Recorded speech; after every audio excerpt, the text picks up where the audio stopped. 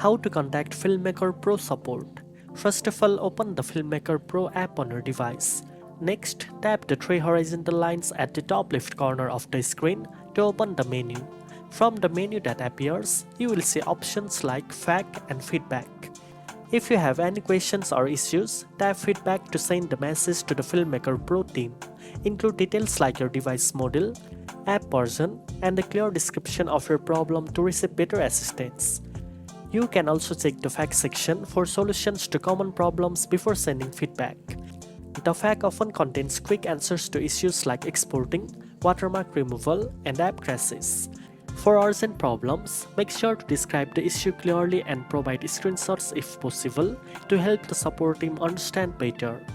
Remember, using the feedback option is the official way to report bugs or request help directly from Filmmaker Pro. Now you know how to reach out for support in Filmmaker Pro. If you found this tutorial helpful, don't forget to like, share and subscribe for more video editing tips. Thanks for watching and I'll see you in the next one.